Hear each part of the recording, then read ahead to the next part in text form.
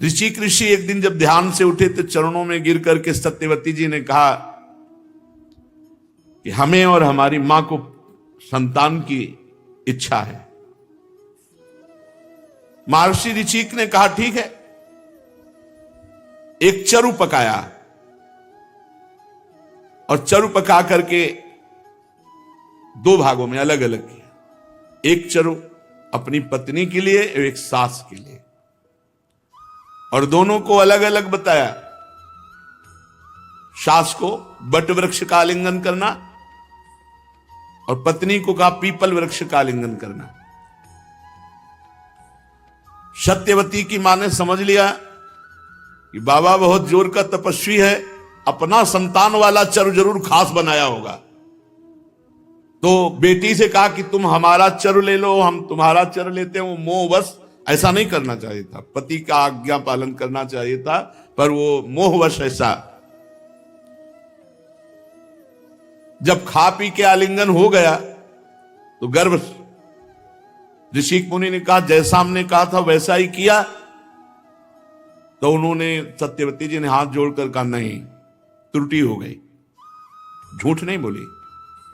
मां ने कहा कि आपने जो हमारे लिए चरु पकाया वो हमें दे दो, तो हमने मोहवशात दे। उन्होंने अनर्थ कर डाला।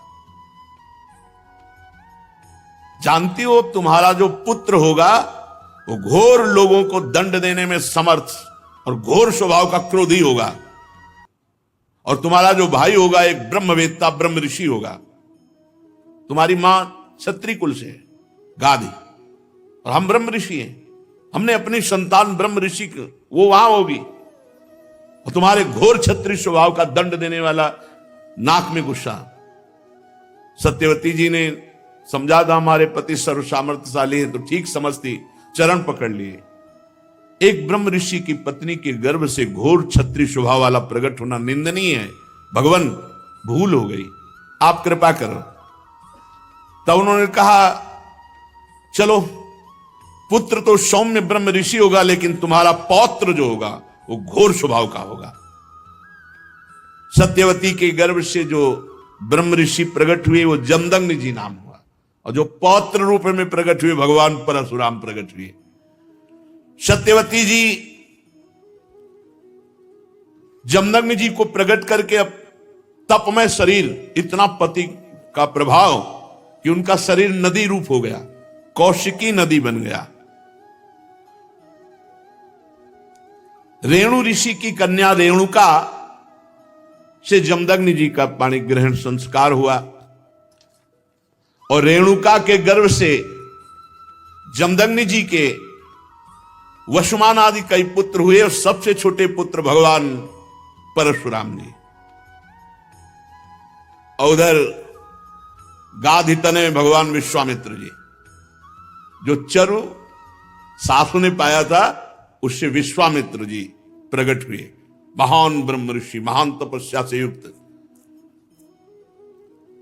परीक्षित कहते हैं कि है वंश का अंत करने के लिए स्वयं भगवान ने परशुराम के रूप में अवतार ग्रहण किया। 21 बार क्षत्रियों का विनाश किया पूरे विश्व के।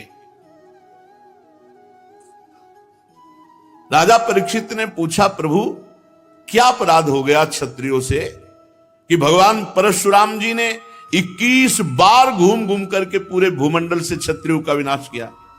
श्री सुखदेव जी महाराज कहा कि परीक्षित, ये उन दिनों की बात है जिस समय है वंश का अधिपति शास्त्राबाहु अर्जुन, वो एक महान बलवान श्रेष्ठ राजा था, और खास बात उसने दत्तात्रेय जी को प्रसन्न कर लिया था, अवधूत शिरोमणि दत्तात्रेय जी, और उनसे 1000 भुजाएं, कभी शत्रु से युद्ध में पराजित ना होना, कभी कोई ऐश्वर्य की कमी ना होना, जो इच्छा करे वो प्राप्त हो जाना, ये सब वरदान प्राप्त किए थे भगवान दत्तात्रेय जी से। अब अबाध बल, अतुल संपत्ति, तेजस्विता, वीर, कीर्ति, शारीरिक बल, सब कुछ दत्तात्रेय जी से प्राप्त हो गया था। एक तरह से महायोगेश्वर खुद बन गया था दत्तात्रेय जी की कृपा से। शास्त्राबाहु अर्जुन वो ऐसी सिद्धियां जान गया था कि सूक्ष्म से सूक्ष्म, स्थूल से स्थूल वो शरीर धारण कर लेता, बड़ी सिद्धियां उसकी। वो वायु की तरह कहीं भी पहुंच जाता। ऐसी सिद्धियां दत्तात्रेय जी से प्राप्त की। एक बार एक गले में वैजंती माला डालकर और बहुत सी सुंदर स्त्रियों के साथ नर्मदा जी में जल विहार कर रहे थे, और उधर रावण नर्मदा के किनारे दिग्विजय करते हुए अपने तंबू लगाए हुए था। तो 500 भुजाएं इधर, 500 भुजाएं इधर, पूरी नर्मदा के जल को रोक दिया शास्त्राबाहु अर्जुन ने। रावण का शिविर डूबने लगा उधर। तो रावण ने पूछा, बिना वर्षा के कैसे बाढ़ आ गई उल्टा? बोले, महाराज एक वीर है जो स्त्रियों के साथ जल में खेल रहा है, खेलते खेलते नर्मदा को उल्टा प्रवाहित कर। तो उनका हमसे बड़ा वीर कौन है? रावण बड़े घमंड में गया, अपने को बड़ा वीर मानता था, और जाके शास्त्राबाहु अर्जुन से अब वीरता की बातें करने लगा। तो उन स्त्रियों को प्रसन्न करने के लिए खिलवाड़ में तो ऐसे रावण को पकड़ लिया शास्त्राबाहु अर्जुन ने, बंदर के समान एक पिंजड़े में बंद करके, और अपनी राजधानी माहिष्मती ले जा करके जहां घोड़े थे वहां पिंजड़ा रख दिया। पिंजड़े में 10 खोपड़ी वाले रावण को 20 भुजा, 1000 भुजा वाला शास्त्राबाहु अर्जुन, और सब सिद्धियां प्राप्त किए। तब महाराज पुलस्त जी को पता चला कि दिग्विजयी रावण घोड़सार में एक पिंजड़े में बंद है। तब जाके शास्त्राबाहु अर्जुन के सामने गए तो शास्त्राबाहु अर्जुन ने पूजन किया, क्योंकि पुलस्त ऋषि, तो उन्होंने आज्ञा करी कि छोड़ दो, हमारा नाती है। छोड़ दिया रावण को। अब शास्त्राबाहु अर्जुन का अभिमान बढ़ता चला गया, क्योंकि दिग्विजयी रावण जैसे को बंदी बना लिया। अब वो एक दिन शिकार खेलने के लिए अपने परिकर के साथ जंगल में गया, तो प्यास लगी। तो पास में जमदग्नि जी का आश्रम था। तो जमदग्नि ऋषि के आश्रम में पहुंचे। मुनि ने देखा कि बहुत बड़ा राजा आया हुआ है, तो इसका स्वागत, राजा भगवान का स्वरूप है। अब जंगल में वो एक कंदमूल फल, तो कामधेनु जमदग्नि जी की गाय का नाम था। जो इच्छा करो वो प्रकट कर दे। अब मंत्री, सेना और राजा का स्वागत करना है, तो वैसे ही सेवक, वैसे ही सामग्री, सब व्यवस्था। शास्त्राबाहु अर्जुन ने कहा कि बाबा जी के पास ऐसी व्यवस्था कहां से हो सकती है कि इतने सैनिक, इतने सेवक, इतनी धातुओं के पात्र और भोजन सब। बोले, कहीं कोई रसोईया नहीं, सब एक गाय का चमत्कार है। बोले, ऐसी गाय तो हमारे पास होनी चाहिए, संत के पास क्या। अब जमदग्नि मुनि का ऐश्वर्य कामधेनु से था, तो चिढ़ गया शास्त्राबाहु, जबकि प्रसन्न होना चाहिए कि इतना बढ़िया स्वागत किया। और उसने आदेश किया जमदग्नि ऋषि से कि कामधेनु हमारे सैनिकों को दे दो। जमदग्नि जी ने कहा, नहीं, ये तो यज्ञ के हविष्यान्न के लिए, अतिथि सेवा के लिए है। तो कहा, मैं एक बार केवल कहता हूं, दोबारा छीन लेता हूं। शास्त्राबाहु अर्जुन ने आदेश किया, कामधेनु को बंदी बनाकर ले चलो। अब कामधेनु डकराती हुई बलपूर्वक शास्त्राबाहु अर्जुन महिष्मतीपुरी ले गए। जब शाम के परशुराम जी आए तो आश्रम सब उजड़ा हुआ।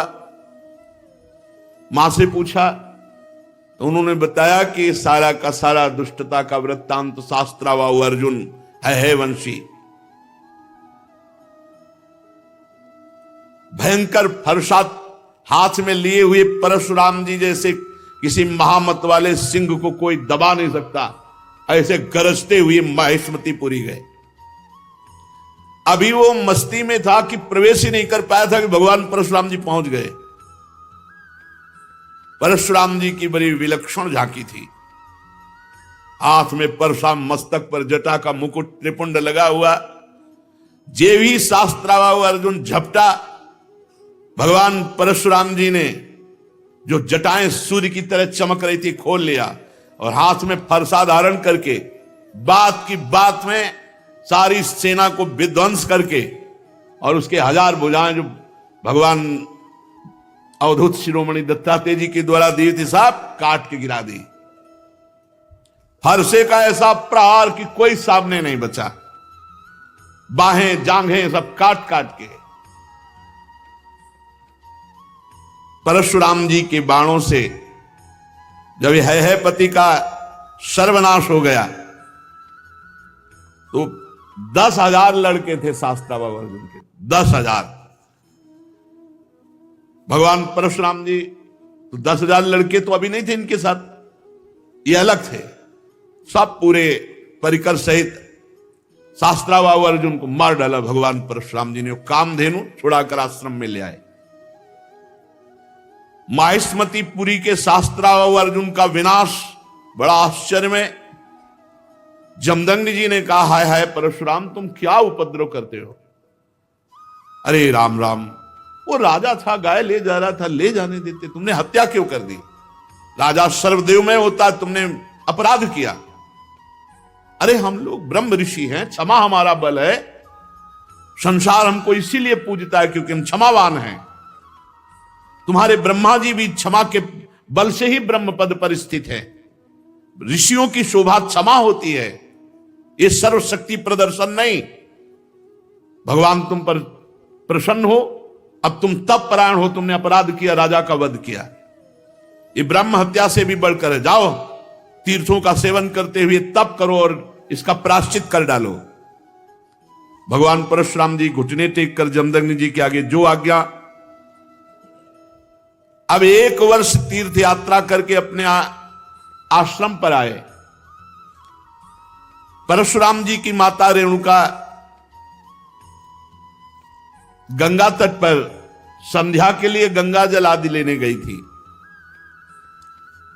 वहां एक गलती हो गई माता जी से। आज सत्संग में कहा, नेत्र वाणी कान संभाल के नहीं अपराध बन सकता किसी से भी।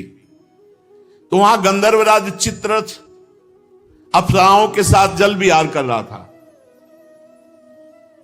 गंधर्वराज के जल विहार करते समय अंग प्रत्यंग और अप्सराओं की वो क्रीड़ा माता जी कुछ क्षण देखती रही। अच्छा लगा, बस कोई कामना नहीं हुई, कोई मलिनता नहीं आई, बस देखती रही, अच्छा लगा।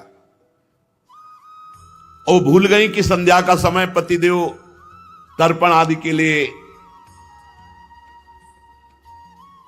इसमें लिखा हुआ है कि उनका मन गंधर्वराजम क्रीडंतम मत्सरोभीर पश्यत, अच्छा लगा। विलोकयंती क्रीडंत मुदकार्थम नदीम गताहा, उनका मन खिंच गया चित्ररथ की इस अप्सराओं से केल। कहां जमदग्नि जी का एकांतिक भजन में स्वभाव, और माता जी ने जब चित्ररथ गंधर्व की केली देखी अप्सराओं से तो अच्छा लगा। बस ये संध्या का समय बीत गया। भगवान जमदग्नि जी इंतजार करें, ऐसा कैसे हो गया कि संध्या की अवहेलना हो गई और अभी तक रेणुका जल लेकर नहीं आई। अब जे ही होश आया जमदग्नि ऋषि को, भयभीत हो गई कि अब तो भारी अपराध बन गया। वो महर्षि के सामने आई, गंगा जल का कलश रखा, हाथ जोड़कर खड़ी हो गई।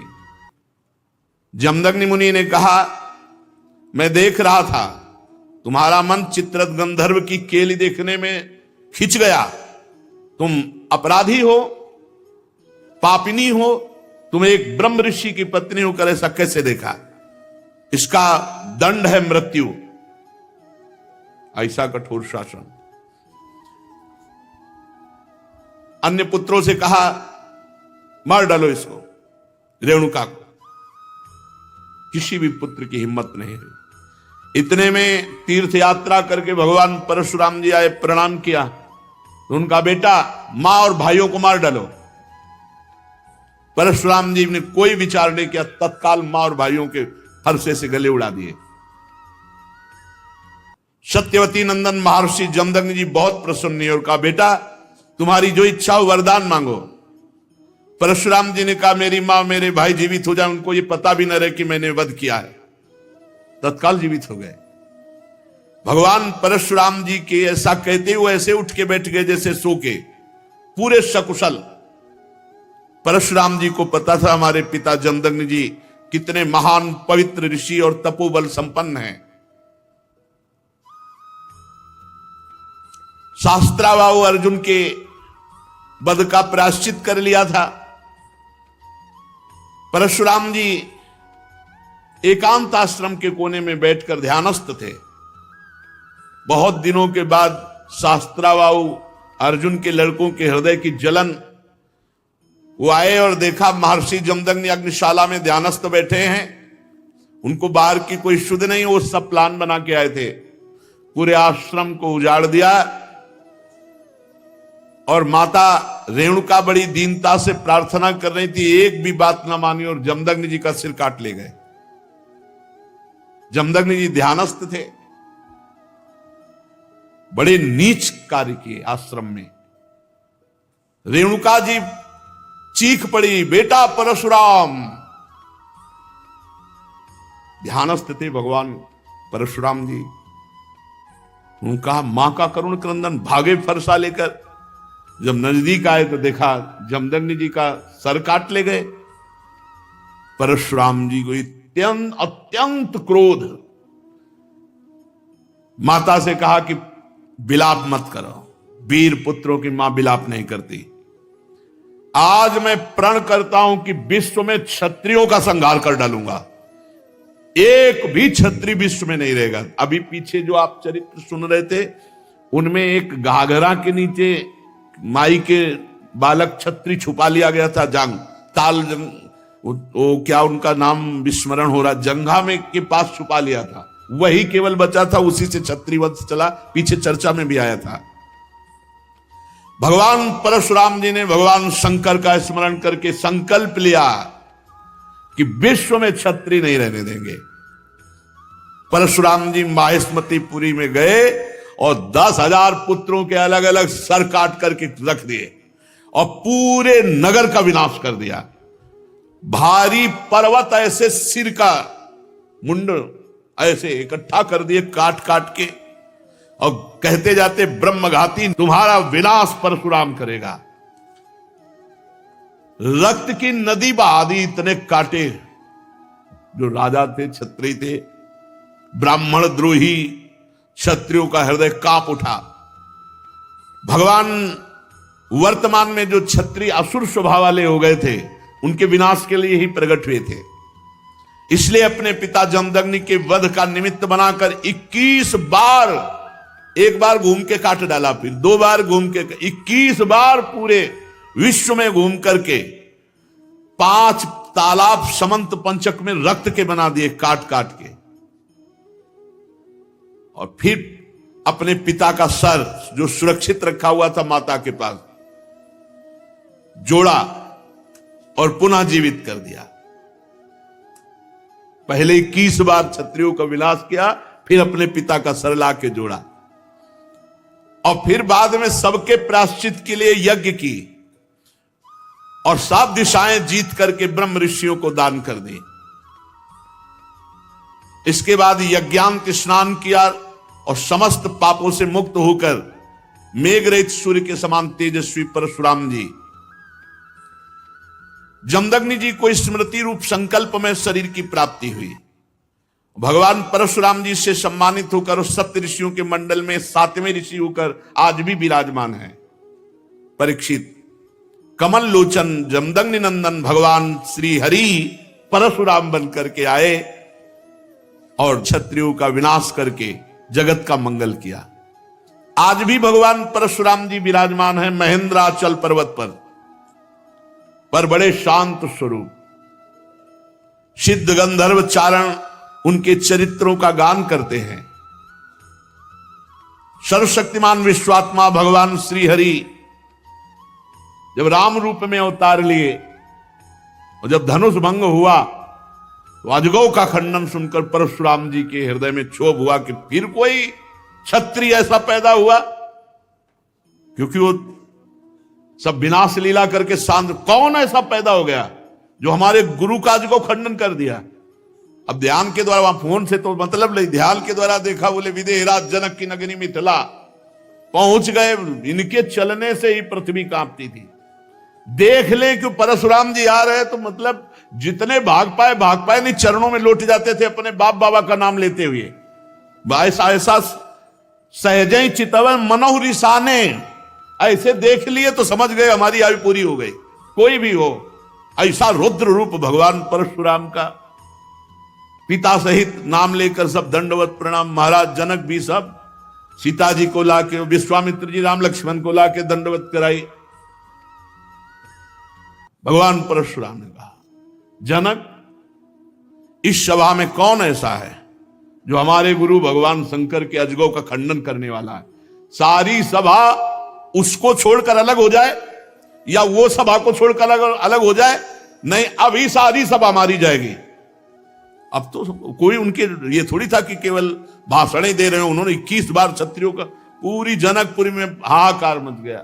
जानकी जी को एकांत लेकर उनकी माता रोने लगी, सब बन गया था, बिगड़ गया। नहीं तो बढ़िया बन गया था, अजगौ खंडन हो गया, राम जी के साथ सिया जी का ब्याह हुआ।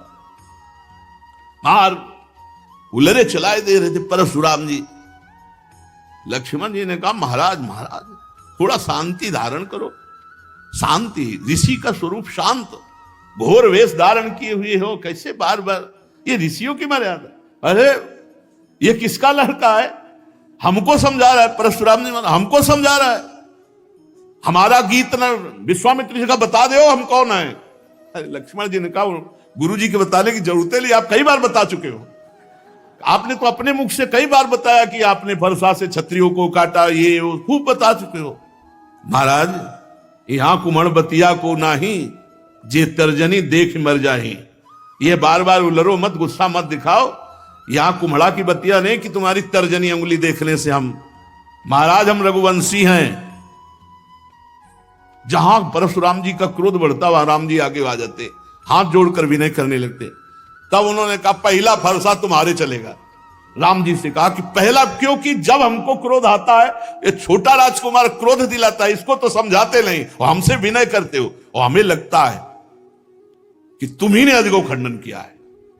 राम जी ने कहा, हां, आपका कोई दास, निज दास, वही ऐसा करने के साहस कर सकता है। अरे दास तो सेवा करता है, स्वामी के प्रति अपराध नहीं करता है।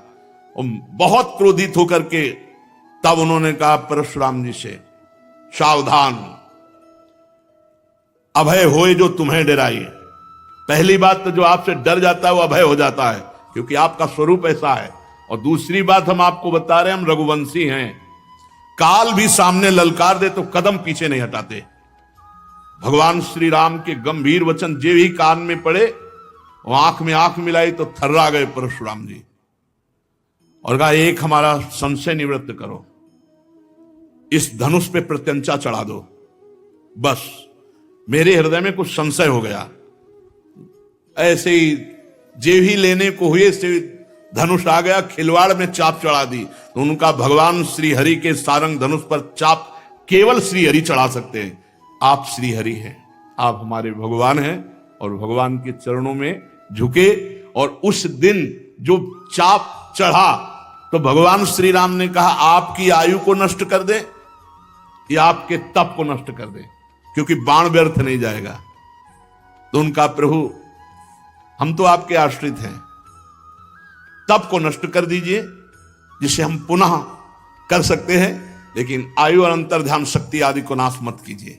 भगवान ने परशुराम जी के तप को लक्ष्य बनाकर बेधा, और उस दिन से आज भी शांत स्वभाव से बिना किसी को मारे काटे भगवान महेंद्राचल पर्वत पर विराजमान है। बड़े बड़े सिद्ध गंधर्व भगवान के चरित्र का गान करते हैं। महाराज गाधी के पुत्र हुए प्रज्वलित अग्नि के समान तेजस्वी विश्वामित्र जी, ये होने थे जमदग्नि जी की जगह, लेकिन उल्टा हो गया था। तो विश्वामित्र जी ये जन्मे तो क्षत्रिय कुल में, लेकिन तपोबल और ब्रह्म तेज संपन्न होकर ब्रह्म ऋषि बने। विश्वामित्र जी के 100 पुत्र हुए, उनमें बिचले पुत्र का नाम था मधुच्छंदा, इसलिए सभी पुत्र मधुच्छंदा के नाम से विख्यात हुए। विश्वामित्र जी ने भृगुवंशी अजिगर्त के पुत्र अपने भांजे सुनासेप को, जिसका एक नाम देवराज था, पुत्र रूप में स्वीकार कर लिया, और पुत्रों से कहा, तुम लोग इसे अपना बड़ा भाई मानो। ये वही प्रसिद्ध भृगुवंशी सुनासेप था जिसे हरिश्चंद्र के यज्ञ में यज्ञ पशु के रूप में मोल लेकर लाया गया था। विश्वामित्र जी ने प्रजापति वरुण आदि देवताओं की स्तुति करके उसे पास बंधन से छुड़ा लिया। देवताओं के यज्ञ में यही सुनासेप देवताओं द्वारा विश्वामित्र जी को दिया गया, इसलिए देवरात, देवई ही राता, तो देवरात गादी वंश में महान तपस्वी देवरात के नाम से विख्यात हुए। जिन विश्वामित्र जी के पुत्रों ने सुनासेब को बड़ा भाई मानने से इनकार कर दिया तो विश्वामित्र जी ने क्रोधित होकर शाप दे दिया, जाओ तुम सब म्लेच्छ हो जाओ। तो वही उन्हीं से म्लेच्छों की उत्पत्ति हुई। 49 भाई अलग अलग म्लेच्छ हो गए। तब विश्वामित्र जी ने बिचले पुत्र मधुच्छंदसा से अपने से छोटे 50 भाइयों के लिए आज्ञा की कि इनको धर्म पूर्वक चलाओ, सुनासेब को बड़ा भाई स्वीकार करो। विश्वामित्र जी की आज्ञा का पुत्रों ने जो पालन किया वो उनके कुल में बड़े प्रशंसनीय और धन्य हुए। सुनासेब अन्य गोत्र का तो भी आदेश किया विश्वामित्र जी ने कि मेरे ही गोत्र का माना जाएगा। विश्वामित्र जी के अष्टक, हारित, जय, क्रतुमान आदि भी पुत्र हुए। इस प्रकार विश्वामित्र जी की संतानों में कौशिक गोत्र में कई भेद हो गए। परीक्षित जी को रघुवंश का पूर्ण वर्णन करके भगवान सुखदेव जी ने सुनाया और कहा कि इस वंश के जो आखिरी राजा हुए उनका नाम सुमित्र था। कुश का पुत्र जो भगवान के पुत्र थे लवकुश, उनमें कुश का पुत्र हुआ आदित्य, और उसी वंश की पूर्णता महाराज सुमित्र से हुई और कलयुग के प्रारंभ में इस वंश का पूर्ण विश्राम हो गया। रघुवंश का सुमित्र के आगे कोई राजा नहीं हुआ। यहीं से इक्ष्वाकु वंश सुमित्र तक चला, कलयुग के प्रारंभ में इसका विश्राम हो गया। इक्ष्वाकु के पुत्र थे महाराज निमि। इन्होंने यज्ञ आरंभ किया और महर्षि वशिष्ठ जी को आचार्य के रूप में वर्ण किया।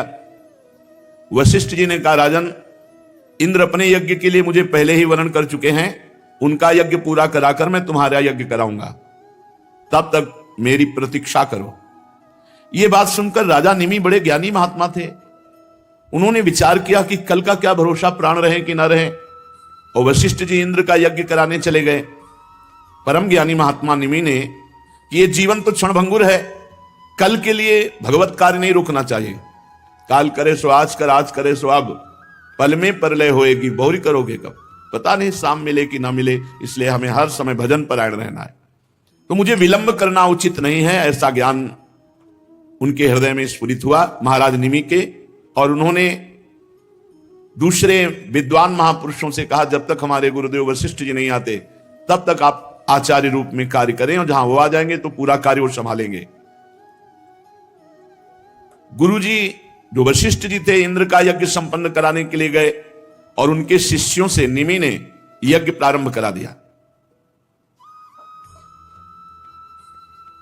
गुरु वशिष्ठ जी इंद्र का यज्ञ संपन्न करके जब लौटे तो देखा हमारे शिष्यों को आचार्य बनाकर यज्ञ, तो उनका तुम बड़े ज्ञानी बनते हो, हमारा इंतजार नहीं कर सके, मैं शाप देता हूं, तुम्हें अपनी विचारशीलता और ज्ञान और पांडित्य का घमंड है, इसलिए अभी तुम्हारा शरीर पात हो जाए, शरीर छूट जाए। निमि ने कहा, गुरुदेव आपने शाप दिया, क्या यह धर्म के अनुकूल है? मेरा अपराध क्या? आपने व्यर्थ में शाप दिया, इसलिए लोभवश धर्म का आदर ना करके और गुरु होकर के व्यर्थ में शाप दे दिया, इसलिए आपका भी शरीर पात हो जाए, आपका भी शरीर छूट जाए। निमि महाराज तप और ज्ञान से संपन्न विदेहराज निमि तत्काल लागू हुआ, गुरुदेव का भी शरीर पात हो गया, और गुरु वशिष्ठ जी भगवान के स्वरूप तत्काल लागू हुआ, शिष्य का भी शरीर छूट गया। वशिष्ठ जी ने अपना शरीर त्याग कर मित्रा वरुण के द्वारा उर्वशी के गर्भ से जन्म ग्रहण किया। राजा निमि के यज्ञ में आए हुए श्रेष्ठ मुनियों ने राजा के शरीर को औषधियों के द्वारा सुरक्षित रख दिया। जब सत्रयाग की समाप्ति हुई तो देवता लोग आए, तब उन लोगों ने प्रार्थना की कि बिना अपराध के वशिष्ठ जी ने शाप दे दिया, इनका शरीर पूरा हो गया, तो जीवित होना चाहिए महाराज निमि। तो उस समय देवताओं ने महाराज निमि की आत्मा से बात की, तो उन्होंने कहा, नहीं, मुझे अब देह बंधन स्वीकार नहीं, गुरुजी ने मुझे देह मुक्त कर दिया तो अब देह नहीं धारण करूंगा। विचारशील, शरीर से प्यार नहीं करते, भगवान में प्यार करते हैं, आत्मस्वरूप भगवान में, आगे चलकर शरीर छूटना ही था, गुरुजी ने साथ दे दिया, जल्दी छूट गया, बड़ी कृपा हुई।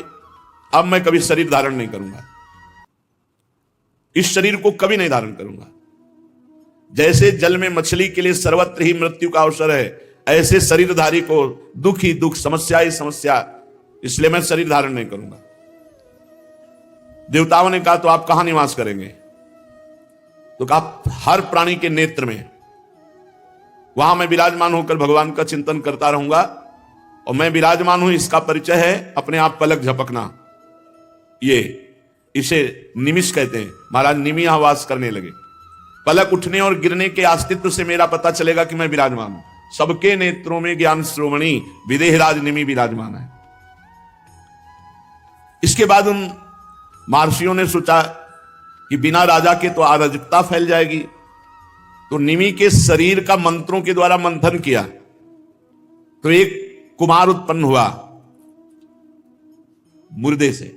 जैसे वेन के शरीर से भगवान पृथु का प्रादुर्भाव हुआ, ऐसे महाराज निमि के शरीर का जब मंत्रों के द्वारा मंथन हुआ तो जो पुत्र पैदा हुआ वो महाराज जनक थे। जनक जी निमि के मृत शरीर से, जिन्हें वैदेह विदेह कहा गया। वैदेह जनक और मिथिल, क्योंकि मंथन से हुए, उन्हीं के द्वारा बताई हुई मिथिलापुरी है। जनक जी बड़े महान हुए, उन्हीं से भगवत लीला का प्रकाश करने वाली वैदेही जानकी जी प्रकट हुई, उन्हीं के भाव से, तो उन्हीं के तप से, उन्हीं के भजन से।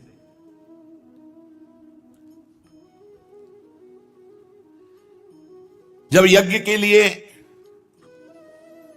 हल जोत रहे थे तो शीर, हल के अग्रभाग से एक घड़े में चोट लगी और उससे सीता जी का प्रादुर्भाव हुआ। इसी से जनक जी का नाम शीरध्वज हुआ। शीरध्वज के कुशध्वज, कुशध्वज के धर्मध्वज, धर्मध्वज के कृतध्वज और मितध्वज, कृतध्वज के केशिध्वज और मितध्वज के खांडिक हुए। परीक्षित ये जितने महापुरुष हुए सब ब्रह्मबोध संपन्न ज्ञानी महात्मा, सब आत्मविद्या में बड़े प्रवीण आत्मज्ञानी। मिथिलापुरी में निवास करने वाले, मैथिल कहलाने वाले इन नरपतियों का आपको परिचय दिया। इस सब के सब गृहस्थ में होते हुए सिद्ध ज्ञानी महात्मा हुए, द्वंद्वों से मुक्त हुए। याज्ञवल्क्य आदि बड़े बड़े योगेश्वर इन पर महान कृपा करके सत्संग करने जाते थे। यही जनक जी भगवान सुखदेव जी के भी गुरु जी कहे गए। परीक्षित, अब मैं तुम्हें अभी तक सूर्य वंश सुनाता रहा, अब चंद्रमा के पावन वंश का वर्णन करता हूं। इस वंश में महाराज पुरवादि बड़े बड़े पवित्र कीर्ति राजाओं का कीर्तन किया जाता। इसी में भगवान श्री कृष्णचंद्र जी का अवतार होता। सूर्य वंश में भगवान श्री रामचंद्र जी और चंद्रवंश में भगवान कृष्णचंद्र जी। शास्त्र सिर वाले विराट पुरुष भगवान नारायण के नाभि सरोवर के कमल से ब्रह्मा जी की उत्पत्ति हुई। ब्रह्मा जी के पुत्र हुए अत्रि। वे अपने गुणों के कारण ब्रह्मा जी के समानी थे। उन्हीं अत्रि के नेत्रों से अमृत में चंद्रमा का प्रादुर्भाव हुआ। चंद्रमा अत्रि ऋषि के नेत्रों से प्रकट हुए। ब्रह्मा जी ने चंद्रमा को ब्राह्मण, औषधि और नक्षत्रों का अधिपति बना दिया। तीनों लोकों पर चंद्रमा ने विजय प्राप्त की और राजस्व यज्ञ किया। पर बड़ा विचित्र है, अत्रि जैसे महापुरुष के नेत्रों से प्रकट होने वाले चंद्रमा जो ही तीनों लोकों पर विजय प्राप्त करके राजस्व यज्ञ की सफलता प्राप्त हुई तो एक घमंड बढ़ गया। चंद्रमा को घमंड बढ़ गया। को नरस जन्मा जगमाही प्रभुता पाहि जाहि मदना। यो भारी अपराध हो जाता है घमंड से, अभिमान से। बृहस्पति जी की पत्नी तारा बहुत सुंदर थी। देवगुरु बृहस्पति, बिल्कुल ऐसा नहीं करना चाहिए, लेकिन घमंडी चंद्रमा ने भारी अपराध कर दिया। देवगुरु बृहस्पति की पत्नी को लुभायमान करके और जो नहीं सोचा जा सकता वो कर दिया। बृहस्पति जी ने बहुत समझाया कि ये भारी महापाप है, अधर्म है, पर जब घमंड अभिमान हो जाता है तो उन्होंने गुरु की बात नहीं सुनी। किसी भी तरह से, किसी के भी समझाने से ना तारा चंद्रमा को छोड़ सकी, ना चंद्रमा तारा को। बड़ी विचित्र बात है, बृहस्पति जी जैसे ज्ञानी की पत्नी होकर के चंद्रमा से आसक्त हो गई। और चंद्रमा इतना सब सुख व्यवस्था है, जब त्रिभुवन पति पद प्राप्त हुआ तो फिर गुरु की पत्नी, गुरु पत्नी गामी जैसा महत अपराध।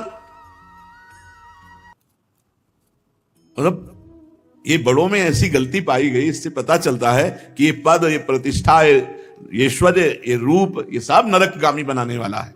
चंद्रमा देवताओं में श्रेष्ठ है, परम पवित्र है। शुक्राचार्य जी ने अवसर देखा और बृहस्पति जी से आंतरिक द्वेष था ही, तो चंद्रमा का पक्ष ले लिया। जब शुक्राचार्य जी ने चंद्रमा का पक्ष लिया तो सारे असुरगण चंद्रमा के पक्ष में, और महादेव जी भी बहुत प्यार करते थे चंद्रमा से। विद्या गुरु अंगिरा जी के पुत्र बृहस्पति जी का विरोध करने वाले सब चंद्रमा के साथ। महादेव जी ने कहा, चंद्रमा तुम बहुत गलत किए, बहुत गलत है, वापस कर दो तारा को, नहीं तो हम बृहस्पति जी का पक्ष लेके जब खड़े होंगे। चंद्रमा को प्यार करते हैं। द्वितीया का चंद्रमा भगवान श्री मस्तक पर मुकुट में धारण करते हैं। देवराज इंद्र समस्त देवताओं के साथ, गुरु बृहस्पति के साथ अब तारा को निमित्त बनाकर भारी महासंग्राम की स्थिति आ गई। तारा जी को समझ में नहीं आया कि हमारे प्रीतम इसके गुरु हैं और हम गुरु माता हैं, और उसकी समझ में नहीं आया अहंकार, क्योंकि चंद्रमा बहुत रूपवान, ऐसी तारा जी बहुत रूपवान, बृहस्पति जी की पत्नी, इतनी बड़ी जगह से पिघल गए। बृहस्पति जी की पत्नी तारा जी और भगवान चंद्रमा, भगवान ही कहे जाते, सूर्य चंद्र भगवान। बिना भगवान का भजन किए बुद्धि किसी की शुद्ध नहीं रह सकती। अंगिरा जी ब्रह्मा जी के पास गए कि महाराज घोर महासंग्राम शुरू हो जाएगा। ब्रह्मा जी आए और चंद्रमा को बहुत डांटा फटकारा, कहा छोड़ तारा को दो। बृहस्पति जी के हाथ में तारा को, जब बृहस्पति जी के हाथ में तारा जी को दे दिया तो उन्होंने देखा ये तो गर्भवती है, मेरे क्षेत्र में दूसरे का गर्भ, तो अभी त्याग, तुरंत त्याग, क्योंकि तारा देवी है। डर मत, मैं तुझे भस्म नहीं करूंगा, लेकिन गर्भ त्याग। अभी इतनी सुंदर थी कि बृहस्पति जी इतने पर भी तारा से कहा कि तुम गर्भ भर त्याग दो, हम स्वीकार किए। और तुम मेरी पत्नी देवी हो, इसलिए कोई दोष तुम्हारा स्पर्श नहीं कर सकता, तुम निर्दोष हो। अपने पति की बात सुनकर तारा जी ने अत्यंत लज्जित होकर गर्भ का त्याग किया। देवी है, सोने जैसा चमकता हुआ बालक। अब जब बालक प्रकट हुआ तो बृहस्पति जी लुभायमान हो गए, और चंद्रमा, ये मेरा पुत्र है, तुम्हारा अधिकार नहीं। बृहस्पति जी से कहा तो अरे अब तो घुटने टेक देने चाहिए कि सब कुछ प्रभु आपका, गलती क्षमा करो। चंद्रमा ने कहा, ये तेजस्वी पुत्र मेरा है, आपका नहीं, और आप ध्यानस्थ होकर देख लो कि मेरा है कि नहीं। समस्त ऋषियों ने तारा से कहा, तुम ही बता दो किसका है। तब लज्जावश वो कैसे बोले कि चंद्रमा का है। तब वो तेजस्वी बालक जो प्रकट हुआ था उसने कहा, झूठी लज्जा करने वाली, तू अपने कुकर्म को क्यों नहीं बोल रही है। उस बालक ने डांटा तारा को। ब्रह्मा जी ने कहा तारा से कि हमको बता दो, क्योंकि मां ही जानती है असली पुत्र का धाता कौन है। तब तारा ने धीरे से कहा, चंद्रमा का पुत्र है। न्याय हो गया। बृहस्पति जी ललचा गए थे। चंद्रमा ने उस बालक को ले लिया ब्रह्मा जी के द्वारा। बड़ी अदालत है ब्रह्मा जी। ब्रह्मा जी ने उस बालक का नाम रखा बुध, क्योंकि बड़ी धीर गंभीर बुद्धि। अब चंद्रमा को बहुत आनंद हुआ बुद्ध को प्राप्त करके। बुद्ध के द्वारा इला के गर्भ से पुरुरवा का जन्म हुआ। एक दिन इंद्र की सभा में देवर्षि नारद जी पुरुरवा के रूपशील गुण उदार संपत्ति वैभव का वर्णन किए तो उर्वशी के हृदय में भाव आ गया, और देवांगना सर्वश्रेष्ठ अप्सरा महाराज पुरुरवा को पति रूप में वर्ण करने के लिए भूतल पर आ गई। पुरुष शिरोमणि पुरुरवा मूर्तिमान कामदेव जैसे सुंदर थे। सुंदरी उर्वशी ने धैर्य धारण करके पुरुरवा को पति रूप में वर्ण किया। पहले जब उर्वशी पुरुरवा के पास गई तो पुरुरवा ने कहा, सुंदरी तुम तो परम वंदनीय हो, देवलोक की विभूति हो, भगवान नारायण से की जंघा से प्रकट हुई उर्वशी जी हैं, ये दास तुम्हारे स्वागत के लिए क्या सेवा करे। उर्वशी ने कहा, राजन तुम्हारा सौंदर्य और महिमा सुनकर के मैं स्वर्गलोक से आई हूं। कौन ऐसी कामनी है जो आप जैसे दिव्य पुरुष पर दृष्टि और मन न्यौछावर न कर दे। मैं आपके समीप आपकी पत्नी बनने के लिए आई हूं। राजन हम अप्सरा हैं, जब हम किसी का रूप सौंदर्य गुण देखती हैं वो प्रशंसनीय होता है, तो हमारा मन आकृष्ट हो जाता है, अन्यथा बिना तप के कोई हमें देख भी नहीं सकता। स्पर्श और आगे की बात, आप तपस्वी हैं, तप के धनी हैं, मैं आपको पति रूप में स्वीकार करती हूं, परंतु महाराज मेरी एक शर्त है, ये 2 भेड़ के बच्चे सौंपती हूं, इनकी रक्षा होनी चाहिए। जिस दिन इनका अपहरण हो जाएगा उस दिन आप हमें पकड़ नहीं पाओगे, अंतर ध्यान हो जाऊंगी। और मैं देवी हूं इसलिए कभी अन्न नहीं खाती, केवल घी शुद्ध गाय का, क्योंकि अभिष्यान। और एक सहवास के सिवा मैं कभी आपको वस्त्रहीन नहीं देखूंगी। 3 बातें, सदैव घी खाऊंगी, और आपको सहवास के सिवा वस्त्रहीन नहीं देखूंगी, और मेरे 2 भेड़ के बच्चे रक्षा करना। पूर्वा ने हर शर्त स्वीकार कर ली। फिर उर्वशी से कहा कि तुम मनुष्य के लायक तो नहीं हो, क्योंकि तुम देवी हो, तुम्हारा सौंदर्य अद्भुत है, पर तुमने कृपा करके मुझे स्वीकार किया है, इसलिए मैं तुम्हारी सेवा में दास की तरह रहूंगा, जब जो आज्ञा होगी वैसा पालन करूं। सम्राट पुरुरवा। अब तो उर्वशी काम शास्त्र की पद्धति से पुरुरवा के साथ पति पत्नी का संबंध, वो अंतर्ध्यान पद्धति से देवताओं की विहार स्थली चैत्ररथ नंदनवन स्वच्छंद विहार, देवी उर्वशी के शरीर से हर समय कमल के केसर की सुगंध निकलती रहती थी। राजा पुरुरवा को कितने वर्ष व्यतीत हो गए पता ही नहीं चला। जब इंद्र ने देखा कि तप क्षीण हुआ तो इशारा किया उर्वशी को, गंधर्वों को उर्वशी ने इशारा किया। गंधर्व 2 भेड़ के बच्चे थे, उनको उठा लिए, और उस समय महाराज पुरुरवा उर्वशी के समीप थे। आधी रात का समय था। उर्वशी ने कहा, महाराज देखो हमारे बच्चों को लिए जा रहा है, 2 भेड़ के बच्चों को कोई। अरे तू कायर की तरह मेरे पास पड़ा है और मेरी जान बचती इन बच्चों में। अपने को बड़ा वीर मानने वाला तू मेरे बच्चों को नहीं बचा सका, और लुटेरे ले गए। ये स्त्रियों के सामने वीरों की सी बात करने वाले बहुत पाए जाते हैं, लेकिन वीरता दिखाने वाले कम होते हैं। जैसे किसी हाथी को अंकुश से बेच दिया हो। अब महाराज को ध्यान नहीं रहा, सहवास के सिवा वस्त्रहीन नहीं, और वो एकदम तलवार लेकर रक्षा के लिए बड़े वस्त्रहीन अवस्था, उर्वशी अंतर ध्यान। अब जो पागलपन महाराज का चढ़ा, वैसे ही वस्त्रहीन, वस्त्र नहीं धारण किए, जो देखा उर्वशी अंतर ध्यान। अब उनको ध्यान आया कि मेरी गलती हो गई। अब हा उर्वशी विह्वल उन्मत्त पागल की तरह, कभी सरस्वती नदी के तट पर, कभी कहीं विकल, बस एक लगन थी एक बार पुनः देख लूं। उर्वशी जी तो देवी हैं। उर्वशी जी ने दया की, ये सरस्वती नदी के तट पर पागलों की तरह हा उर्वशी हा 5 अपनी सखियों के साथ प्रकट हुई। जे ही उर्वशी जी को देखा तो जैसे प्राण आ गए हो। कहा, निष्ठुरे एक बार तो एक क्षण मेरे से बात कर लेने, मेरे प्राण व्याकुल। तो कहा, जाओ महाराज, मैं किसी की नहीं हूं मैं किसी की नहीं हूं। जब तप बढ़ता है तो उस तप को छीण करने के लिए मुझे भेजा जाता है। मेरा कोई पति नहीं, मेरा कोई मित्र नहीं, कोई मेरा कुछ अपना नहीं लगता है। महाराज के देवी, ये शरीर, ये चक्रवर्ती सम्राट तुम्हारा दास है, ऐसा मत कहो, नहीं अभी ये मर जाएगा, और देखते देखते इसे भेड़िए और गीद खा जाएंगे। स्त्रियों हा करुणा क्रूरा दुर्मर्षा प्रिय सहसा। सुनो महाराज, हम वो स्त्री हैं जो बड़ी निर्दयी है, केवल प्यार का नाटक करती है। कितनों को, तपस्वियों को, कितनों को जो तप के धनी थे उनसे मिली, किसी की हुई क्या? क्रूरता मेरे स्वभाव में है। अगर मैं चिढ़ जाऊं तो अपने सुख के लिए बहुत से बड़ा साहस का काम कर सकती हूं। जो मैं स्वार्थ के वशीभूत होकर प्यार की बातें करती हूं, वही मैं उसकी हत्या भी कर सकती हूं। मुझ स्त्रियों के हृदय का सौहार्द तो केवल लुभावने मात्र का होता है। हे तुम्हारे जैसे भोले लोग झूठ मूठ हमारी मीठी मीठी बातों में फंसकर अपना दिल दे बैठते हैं, और हम तप क्षीण होने पर तुरंत उसको लात मार के त्याग दिया और नए पुरुष को स्वीकार किया। यहां तो तप है, देवी है।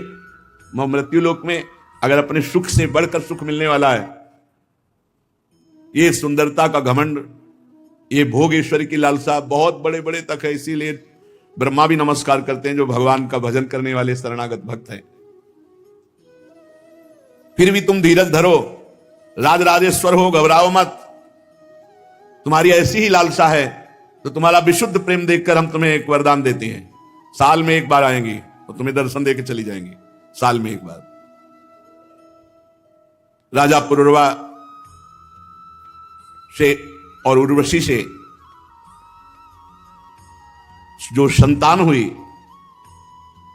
वो आगे इस चंद्रवंश को